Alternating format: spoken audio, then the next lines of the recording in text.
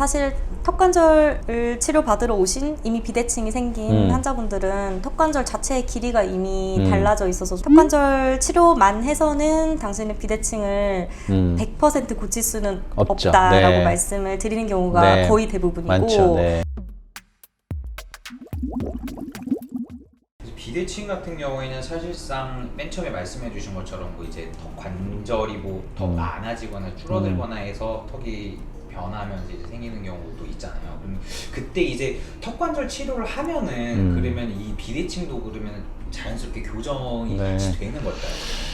그러니까 이제 이거는 턱관절로 인해서 없던 비대칭이 생겨서 조금 진행이 된다 했을 경우에 일단 턱관절 치료를 통해서 얻을 수 있는 거는 더 진행되지 않게, 더 나빠지지 않게 하는 것이 제일 1순위가 되겠고요.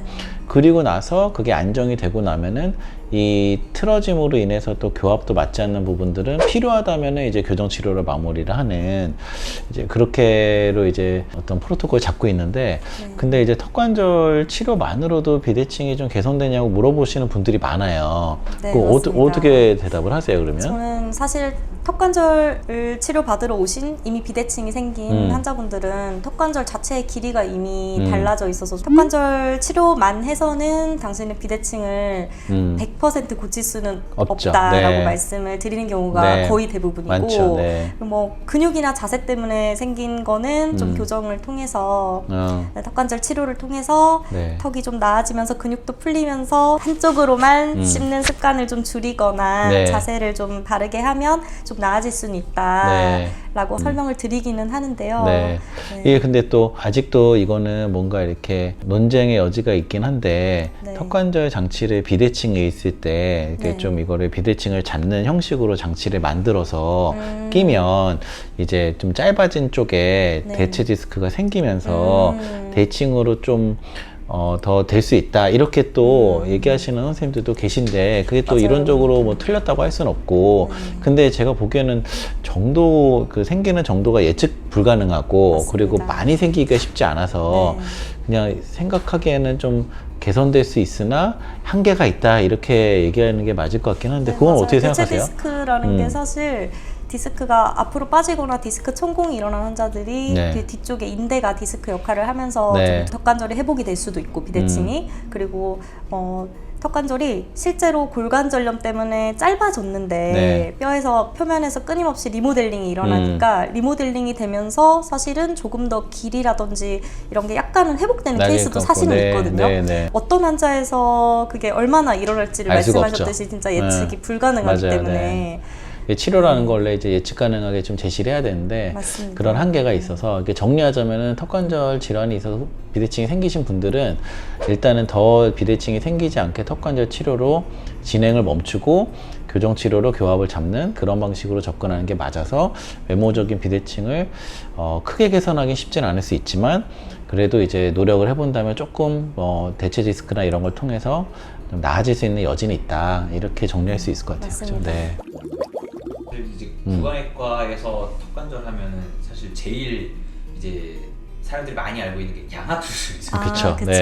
수술적인 개념에서 이 안구 변화가 어느 정도에서 뭐 요거는 되고 이거는 안 변하고 약간 좀 이렇게 좀 나눠서 볼 수 있을까요? 네, 일단 양악 수술이라고 하면 상악이랑 하악을 다 수술하는 거, 그래서 양쪽 악궁을 다 수술한다고 해서 양악 수술이라고 하거든요. 그래서 양악 수술로는 사실은 거의 제한은 없어요. 15mm 이상 상악을 뭐 안쪽으로 넣는 건 불가능하고 뭐 이런 수치들은 가이드라인은 어느 정도 있지만 대부분의 사람에게는 거의 다 적용이 될 수가 있고요. 그래서 모든 방향으로 다 움직일 수 있어요. 상악이나 하악을 전 후방으로도 움직일 수 있고 아래 위 수직 그리고 좌우로 다 움직일 수 있고, 그리고 뭐 이렇게 회전하는 방향으로도 다 움직일 수 있어요. 그래서 요즘에는 그런 걸 3D로 다 진단을 하기 때문에 거의 0.5mm 단위로 수술이 가능하거든요. 그래서 뼈를 그렇게 다 맞추는 건 가능한데 연조직은 또 다른 문제인 게 인중이라든지 입술이라든지 턱끝이라든지 하는 것들은 그런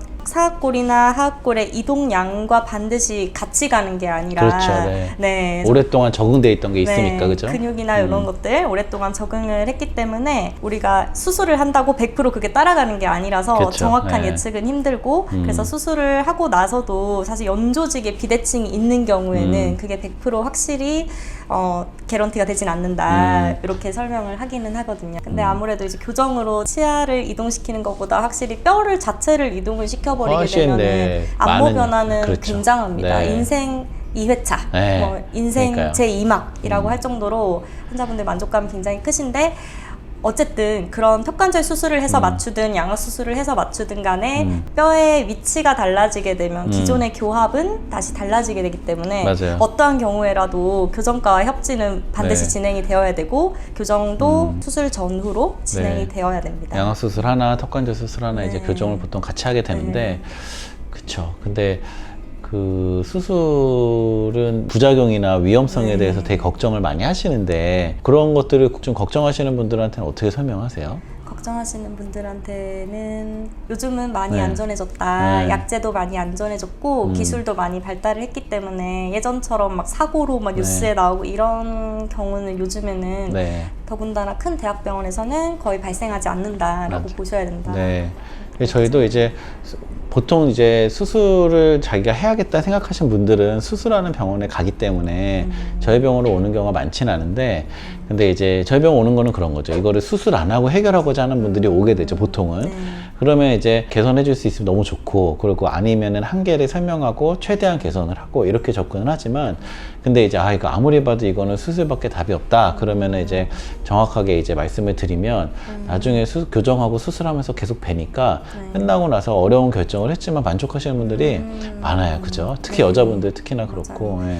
궁금한 게 예를 들면 비대칭이 있거나 뭐 주걱턱이 네. 있거나 이런 환자분들이 뭐 성장 중에 병원에 내원하는 경우에 네.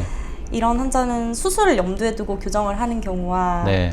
그리고 수술을 염두에 두지 않고 교정을 하는 방법이 좀 다른 걸로 알고 있는데 네. 그런 건 어떻게 그러니까 결국에는 정도의 차이죠. 이게 이제 심하지 않으면 이거는 교정으로 충분히 성장 조절해서 가능하겠다.